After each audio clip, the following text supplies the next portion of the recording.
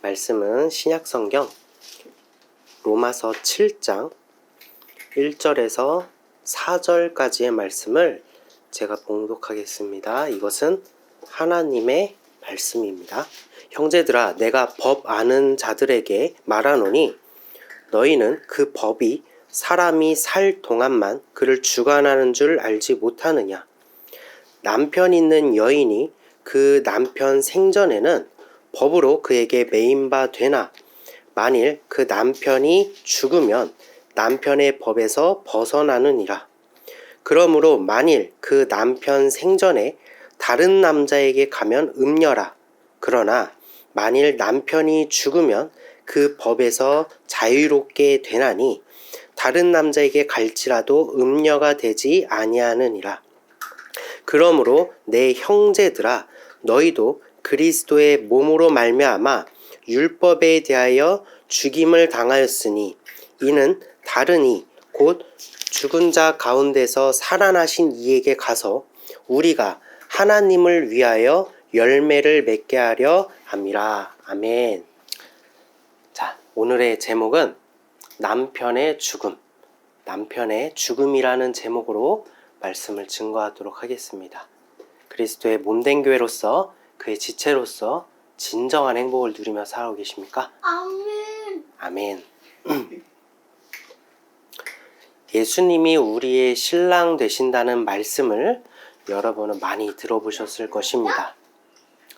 나는 남자인데 어떻게 남자가 남자에게 신랑이 될 수 있나? 라는 의문을 가지시는 분들도 계시겠지만 이는 육신의 성별을 의미하는 것이 아니라 구원이신 예수님께서 죄인된 우리와 연합을 이루신다는 의미를 나타내시기 위해 이를 우리에게 설명해 주시기 위해 성경은 예수님을 신랑으로 그리고 이스라엘을 신부로 비유하여 구원의 표본을 삼으셨습니다. 말씀에 짝이 있다는 것은 구약에 기록된 말씀이 신약 어딘가에서 짝을 이루고 있다라는 의미가 아니라 말씀이신 하나님, 말씀이 육신이 되어 우리에게 오신 예수님의 짝은 죄인된 우리임을 의미합니다. 그래서 성경이 기록된 말씀은 죄인된 우리에게 짝이 되어서 이를 통하여 말씀이시며 신랑이 되시는 예수님을 소망하는 순결한 신부가 되어야 하는 것입니다. 그리고 오늘 본문의 말씀인 남편의 비유를 통하여 율법을 이루신 예수 그리스도를 증거하고 있습니다. 원래라면 로마서 7장을 전체를 이제 다루었을 텐데 특별히 오늘은 1절부터 4절까지의 말씀에 집중하도록 하겠습니다. 그 이유는 많은 이들이 이를 잘못 해석하고 넘겨짚고 있기 때문입니다. 여러분이 아시는 교훈과 어떻게 다른지를 오늘 자세히 한번 살펴보는 시간을 갖도록 하겠습니다. 본문의 말씀이 궁극적으로 무엇을 증거하고 있는지 발견하는 귀한 시간이 되시기를 소망합니다. 제가 본문의 말씀을 1절부터 4절까지를 다시 한번 봉독하도록 하겠습니다. 형제들아, 내가 법 아는 자에게 말하노니 너희는 그 법이 사람이 살 동안만 그를 주관한 줄 알지 못하느냐. 남편 있는 여인이 그 남편 생전에는 법으로 그에게 매인바 되나 만일 그 남편이 죽으면 남편의 법에서 벗어나느니라. 그러므로 만일 그 남편 생전에 다른 남자에게 가면 음녀라. 그러나 만일 남편이 죽으면 그 법에서 자유롭게 되나니 다른 남자에게 갈지라도 음녀가 되지 아니하느니라. 그러므로 내 형제들아, 너희도 그리스도의 몸으로 말미암아 율법에 대하여 죽임을 당하였으니 이는 다른 곧 죽은 자 가운데서 살아나신 이에게 가서 우리가 하나님을 위하여 열매를 맺게 하려 함이라. 아멘. 우리가 이 말씀을 이해하기 앞서서 먼저 한 가지를 잘 꿰고 가야 합니다. 그것은 바로 4절에서 너희도 그리스도의 몸으로 말미암아 율법에 대하여 죽임을 당했다라는 것입니다. 그리스도의 몸은 어떤 의미가 있기에 우리가 율법에 대하여 죽임을 당하게 된 것일까요? 이 상관관계를 우리는 살펴볼 필요가 있다는 것입니다. 이 의미를 되짚기 위해서 우리는 또다시 창세기를 살펴보아야 합니다. 이미 귀에 딱지가 앉을 만큼 무수하게 들으셨겠지만 다시 한번 상고하는 마음으로 말씀을 잘 새겨보시기 바랍니다.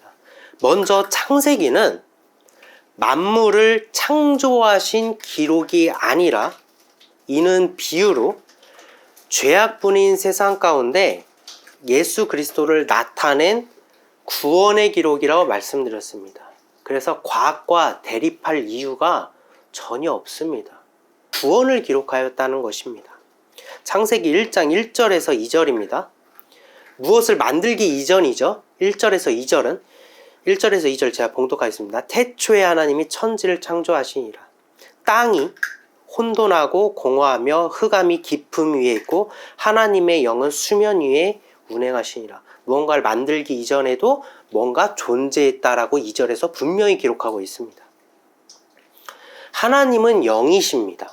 그래서 시간과 공간에 매이시는 분이 아니십니다. 그러나 1절에서는 태초라는 때로 하나님은 자신을 나타내고 계시다는 것입니다. 이는 스스로 존재하신 하나님께서 천지에 속한 우리에게 창조주로 임재하심을 의미합니다. 그래서 태초라는 단어에 인식할 수 있는 영역으로 들어오셨다라는 거예요. 그때의 천지는 이미 어떤 상태라고 2절에서 기록하고 있죠? 이미 땅도 있고 혼돈도 있고 공허도 흑암도 수면도 있다라고 기록합니다. 이것은 누가 만드신 것입니까? 이사야서에서는 이 모든 것들조차도 이미 하나님께서 창조하신 피조물이라고 기록하고 있습니다. 이사야서 45장 7절입니다. 나는 빛도 짓고 어둠도 창조하며 나는 평안도 짓고 환난도 창조하나니 나는 여호와라 이 모든 일을 행하는 자니라 하였노라. 아멘. 여기서 말하는 환난은 죄를 의미합니다. 죄가 죄된 것도 결국 하나님께서 창조하셨다라는 것입니다. 여러분께서 죄를 졌습니다 라고 한다면 하나님께서 싫어하시는 것은 죄가 맞지만 그조차도 하나님께서 창조하셨다라는 것입니다. 여러분 이 의미를 한번 잘 새겨보셨으면 좋겠어요. 즉 창세기의 기록은 무에서 유를 창조한 창조의 기록이 아니라 본래 구원으로 존재하시는 하나님께서 자신 이외의 모든 것들을 죄악으로 규정하시고 그렇게 먼저 창조하시고 그 죄악을 땅과 혼돈과 공허와 흑암과 아래의 바다와 같은 그래서 수면과 같은 모양으로 죄됨을 먼저 알게 하신 후에 자기 자신 곧 구원을 나타내셨다라는 것입니다. 그래서 3절부터 이어지는 내용이 첫째 날 무엇을 나타내셨습니까? 이미 죄악의 어둠뿐인 세상 가운데 빛이라는 구원, 즉 비유죠. 예수 그리스도를 나타내신 것입니다. 둘째 날 이미 죄악의 바다뿐인 세상 가운데 궁창을 나누어 언약의 하늘이신 위의 하늘, 위의 물, 즉 예수 그리스도를 나타내신 것입니다. 셋째 날 이미 죄악의 바다에 잠겨 근본 죄악의 땅을 수면 위, 곧 언약의 하늘인 궁창으로 끄집어 올리셨으니 이것이 바로 묻힙니다. 묻은 거룩한 기업의 땅을 의미하며 예레미야가 은으로 산 밭을 의미하며 영원한 하나님 나라의 구원이 되시는 예수 그리스도를 나타내신 것입니다. 하나님께서 수면 위로 끄집어 올려 거룩하게 하신 이 묻으로 빚어내시고 그곳에 거룩한 하나님의 생명을 불어넣으셨으니 이것이 바로 사람입니다. 곧 사람은 근본 죄악과 하나님의 의에 연합체입니다. 죄와 의가 연합한 것이 사람이다. 이것이 바로 하나님의 형상이며 하나님이 심히 기뻐하시는 모습인 것입니다. 그리고 바로 이것을 구원이라고 말합니다. 그래서 죄악의 근본인 땅과 물이신 예수님, 의로우신 예수님, 곧 침을 이겨서 소경의 눈에 바를 때 그 눈이 떠진 표적이 바로 이 죄와 의가 연합할 때 구원에 이를 수 있다는 것을 비유로 나타내신 것입니다. 하지만 사람은 말씀에 불순종하여서 다시 죄악의 근본이 되었습니다. 하나님께서 거룩하게 하셨지만 하나님을 배반했기 때문에, 말씀에 불순종했기 때문에 다시 죄악으로 돌아갔다라는 거예요. 말씀에 불순종했다는 것은 말씀이신 하나님 자체를 부정하게 된 것이며, 이것이 곧 거룩한 의를 상실하여 연합이 깨어졌음을 의미합니다. 죄의 삭은 사망이라는 하나님의 법은 영원 불변합니다. 그래서 사람은 도무지 이 의와 연합된 하나님의 형상을 회복할 수 없게 된 것입니다. 하지만 하나님은 우리를 너무나도 사랑하셔서 자기 자신이신 말씀이 육신이 되어 이 땅에 오셨습니다. 그분이 바로 예수님이십니다. 그리고 거룩하시고 흠이 없으신 예수님은 그의 육신에 사람의 죄악을 담으사 죄에 있는 모양이 되심으로 사람의 죄악과 그의 의가 연합된 처음 하나님의 형상을 다시 회복하신 것입니다. 뿐만 아니라 이를 우리에게도 성취되게 하시기 위하여 그 표적을 나타내셨으니 이 연합의 실체가 바로 십자가인 것입니다. 요한복음 3장 14절에서 15절입니다. 모세가 광야에서 뱀을 든 것 같이 인자도 들려야 하리니 이는 그를 믿는 자마다 영생을 얻게 하려 하심이니라. 노뱀이 예수님을 상징하는 것이 아닙니다. 의로우신 예수님께서 뱀과 같은 우리를 끌어안으시고 연합을 다시 회복하신 것이며, 죄의 대가를 지불하시기 위하여 장대 곧 십자가에 달리심으로 하나님의 법을 무만 본으로 삼으사 이 본으로 마귀의 영원한 심판을 이루신 것입니다. 그리고 오늘 본문의 말씀은 바로 이를 증거하기 위하여 남편의 죽음으로 그 예시를 들고 있습니다. 하지만 우리의 예상과는 다르게 이 남편의 죽음은 예수님을 의미하는 것이 아닙니다. 안타까운 사실은 많은 이들이 이 남편의 죽음에 대하여 여전히 우리의 죄를 감당하신 예수님의 죽음으로 오해하고 있다는 것입니다. 심지어 원어나 시대적 배경을 깊이 살펴본 결과로 이 남편의 죽음이 예수님의 죽음이 확실하다 증거하는 이들도 있다라는 것입니다. 만약 이 죽음이, 남편의 죽음이 예수님의 죽으심이라고 해석해진다면 어떻게 될지는 우리가 당장 오늘 본문의 말씀인 2절과 3절을 다시 읽더라도 분명한 오류가 있음을 발견하게 될 것입니다. 첫 번째 오류는 예수님의 죽으심으로 우리가 예수님의 법에서 해방되어진다라고 해석되어진다라는 것입니다. 그러나 예수님은 율법과 사망의 법으로 우리에게 오신 것이 아니라 구원을 주시기 위해 생명의 법으로 우리에게 임하셨습니다. 우리가 이 생명의 법, 곧 은혜에서 여러분은 그곳에서 해방되고 싶으십니까? 관계 얻고 싶으신 것입니까? 두 번째 오류는 예수님이 죽으시면 그 법에서 자유케 되어 다른 남자에게 가도 음녀가 되지 않는다고 해석되어진다는 것입니다. 예수님 이외에 다른 길은 없습니다. 예수님만이 유일한 참 신랑이시며 그 누구도 이를 벗어난다면 그 어떤 남편이든 우리는 음녀가 될 뿐입니다. 따라서 예수님의 죽으심으로 전제되어진다면 너무나 크나큰 오류에 빠지게 된다라는 것입니다. 하나님께서는 성경을 온통 비유로 감추셨습니다. 그 이유는 하나님의 나라는 오직 그를 믿고 성령을 받은 자들에게만 허락되었기 때문입니다. 그래서 그들이 보려고 해도 볼 수 없고 알려고 해도 알 수 없고 들으려고 해도 깨닫지 못하는 것입니다. 성경은 성령으로 깨닫게 하시는 것이지 원어나 시대적 배경 그리고 인본주의적인 해석이나 감성으로 사사로이 풀 것이 결코 아닙니다. 그러한 요소들은 사람의 입으로 전승되어지지만 하나님은 태초부터 영원에 이르기까지 한 목자, 한 스승으로 지금도 가르치시고 증거하고 계시다는 것입니다.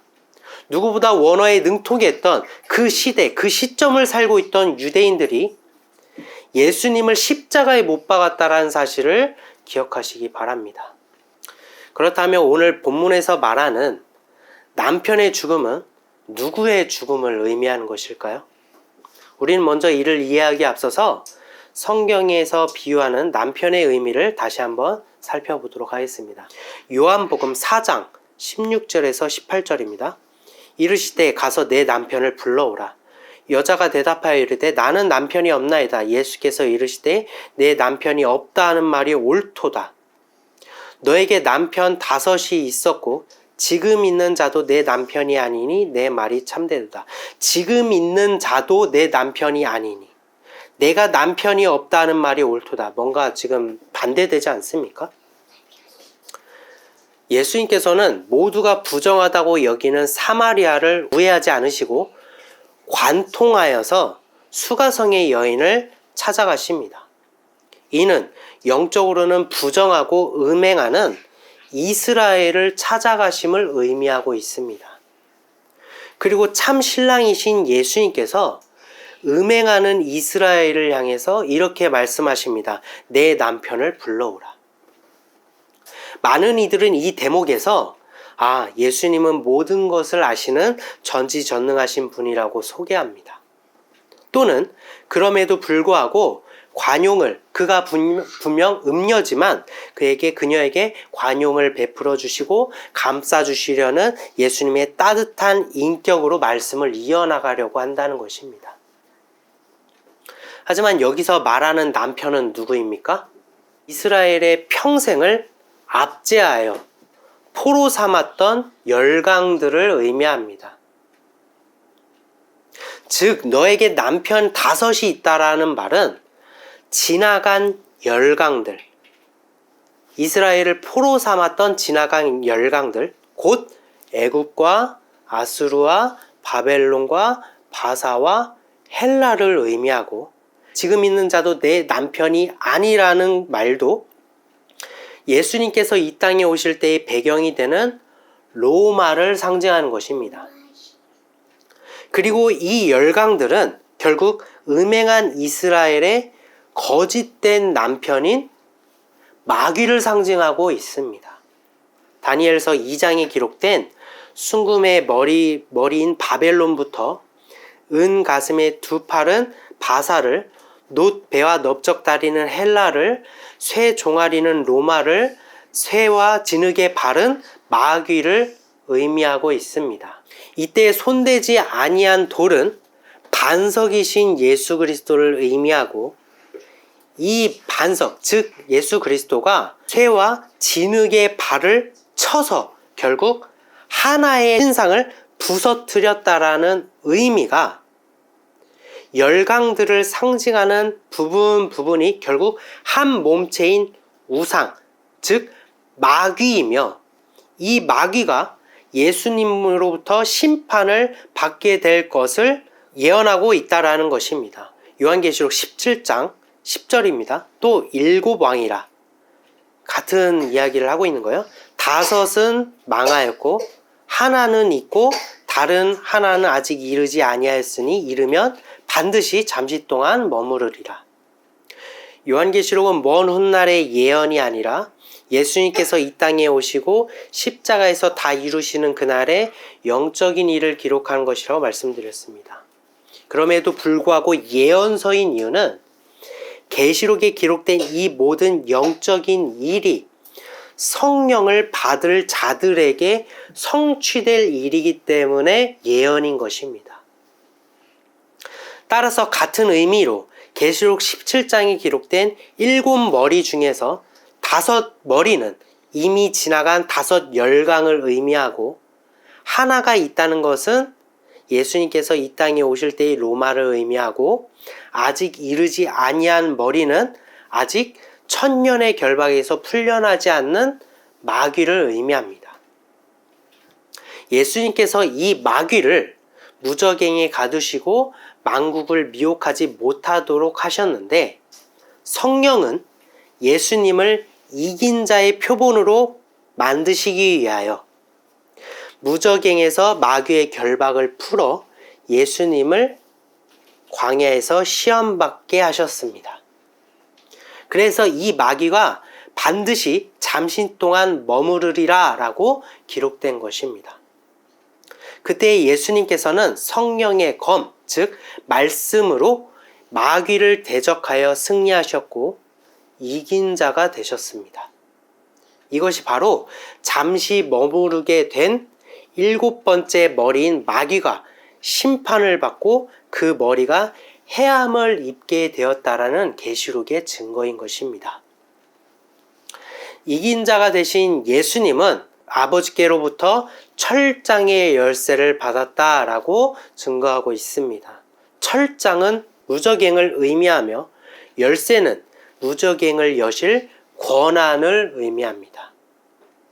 하지만 예수님께서는 의도적으로 무저갱을 다시 여셔 심판당한 마귀를 다시 끄집어내시고 그 마귀에게 공중의 권세를 잡을 수 있도록 하셨습니다.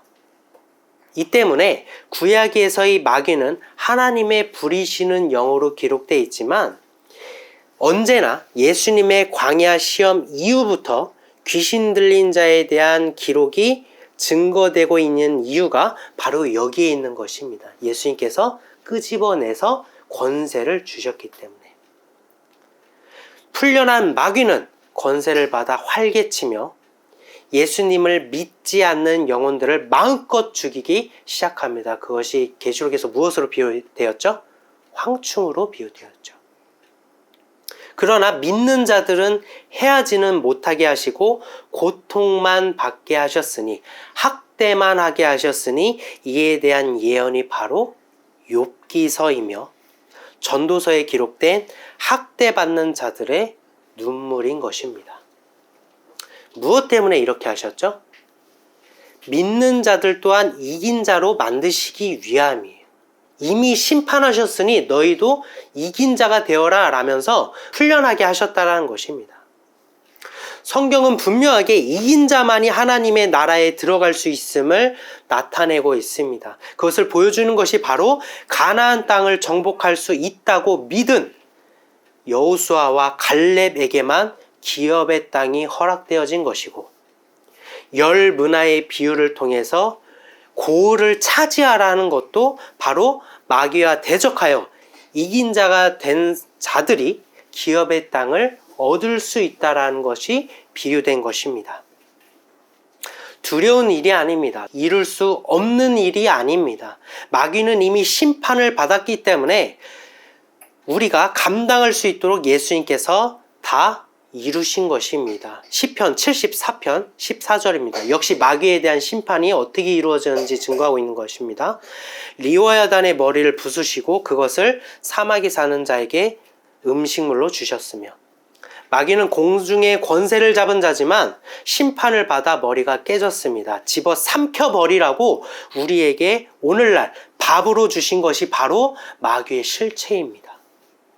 그래서 우리가 마귀와 싸우고 정복하는 것, 이것이 바로 곡과 마곡의 전쟁의 비유인 것이며, 결국 이 모든 것이 다니엘서에 기록된 한 신상, 그리고 계시록에 기록된 한 짐승, 그리고 거짓된 남편의 마귀를 비유하고 있다는 것입니다. 제가 지금 여러 가지를 설명하는 이유는 각각의 교훈으로 얻지 마시고 다 한 이야기를 하고 있다는 거예요. 성경은 오직 예수 그리스도 한 분만을 증거하고 있다는 것입니다. 가나안 혼인잔치라고 다를까요? 가나안 혼인잔치 또한 돌 항아리는 이스라엘의 죄악의 근원인 흙으로 빚어낸 항아리를 비유한 것이며, 이스라엘이 죄악의 근원이라는 거예요. 그래서 돌 항아리라는 것입니다. 그리고 그 돌 항아리가 6개라고 기록된 것들 또한 그들의 평생은 6열강, 즉 애굽으로서 시작하여 로마에 이르기까지 마귀의 포로였음을 의미하고 있는 것입니다. 하지만 그 모든 역사에 이스라엘을 구원하시겠다라는 언약, 곧 물이신 예수 그리스도를 아귀까지 가득 채웠을 때 그것이 포도주로 변한 것, 곧 보혈의 피로 이스라엘의 모든 세대를 깨끗하게 하실 것이 비유된 것입니다. 따라서 가나안 혼인잔치는 곧 거짓 남편과 혼인한 음행한 이스라엘에게 좋은 포도주를 주시는 참 신랑이 되시는 예수님께서 찾아가셨다라는 의미가 감추어져 있는 것입니다. 여러분이 알고 계신 교훈과 어떻게 다르십니까? 우리는 먼저 연합의 의미라는 첫 단추를 꿰었습니다. 그리고 이 연합의 실체가 십자가라는 의미, 그 두 번째 단추도 꿰었습니다.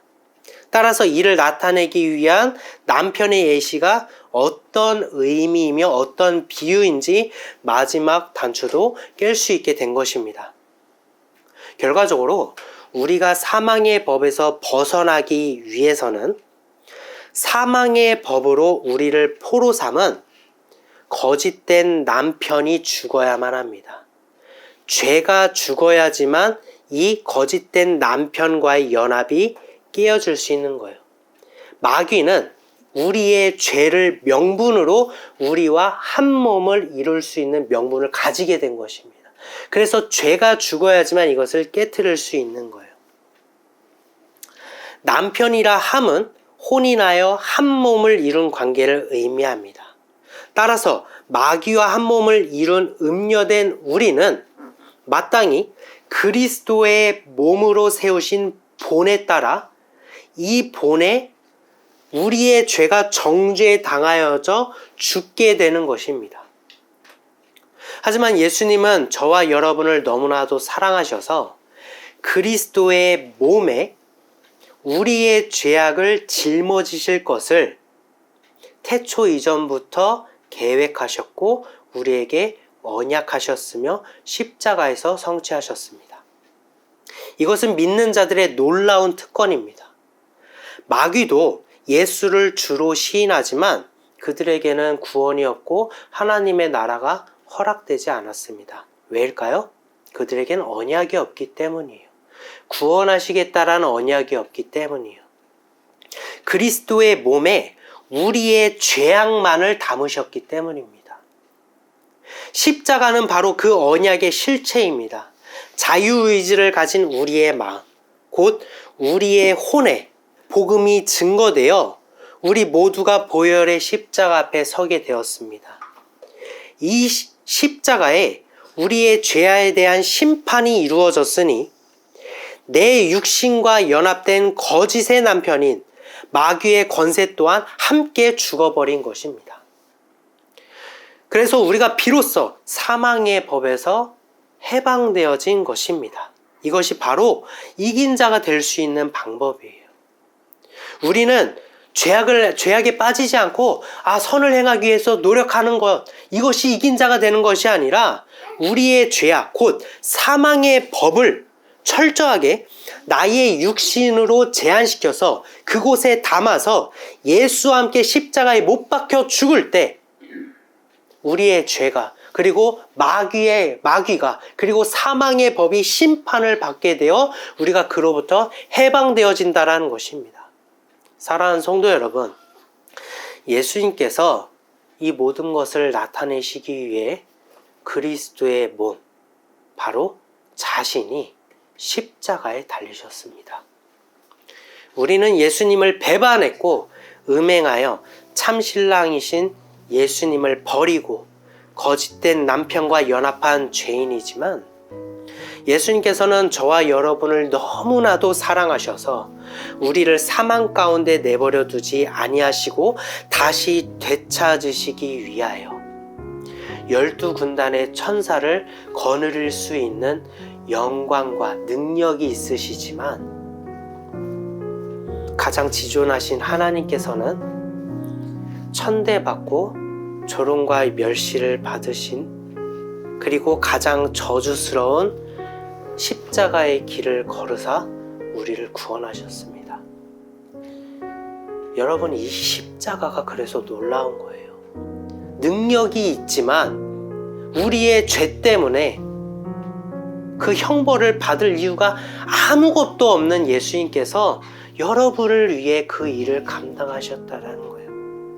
그 십자가에서 온몸이 찢기고 모든 물과 피를 쏟으심으로 여러분을 깨끗하게 하시고 신부된 우리를 다시 되찾으셨습니다. 여러분은 예수님의 거룩한 신부로 살아오고 계십니까?